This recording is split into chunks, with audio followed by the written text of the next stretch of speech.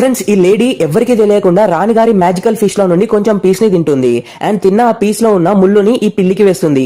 And కొంచెం సేపటికి ఆ లేడీకి అర్థమవుతుంది తను ఇంకా తన పిల్లి ప్రెగ్నెంట్ అయ్యారు అని. అండ్ ఆ చేప నార్మల్ కాదు, ఏదో పవర్ ఉంది ఆ చేపలో అని రియలైజ్ అవుతారు. ఈ రాజుకి చాలా బాధ ఉంటుంది, ఎందుకంటే తనకి పిల్లలు ఉండరు. వాళ్ళ భార్యకి పిల్లలంటే చాలా ఇష్టం. అందుకని పక్కింటి వాళ్ళ పిల్లల్ని ఇంటికి పిలిచి ఆడుకోవడానికి బొమ్మలు మరియు ఫ్రూట్స్ ని ఇస్తుంది. ఆ పిల్లల వాళ్ళ అమ్మ అప్పుడు రాణికి ఒక సీక్రెట్ చెప్తుంది. ఇలాంటి ఒక చేప ఉంటుంది, ఆ చేపని తింటే నువ్వు అమ్మ అవ్వచ్చు అని. ఇదే విషయం వెళ్లి రాజుకు చెప్తుంది. అండ్ ఆ రాజు వాళ్ళ సైనికులకి ఈ చేపని పట్టుకురమ్మని చెప్తాడు.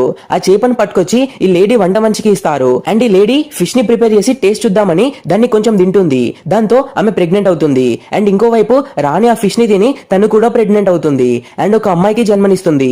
సేమ్ టైం లో ఈ వంట మనిషి ఒక అబ్బాయికి జన్మనిస్తుంది. రాజు కూతురు చాలా అందంగా ఉంటుంది. అండ్ ఇంకోవైపు ఈ వ్యక్తి చాలా స్ట్రాంగ్ అండ్ ఇంటెలిజెంట్ అవుతాడు. ఒక రోజు ఈ అమ్మాయి ఊరు తిరుగుతూ ఉంటే ఆ వ్యక్తిని చూస్తుంది అండ్ లవ్ లో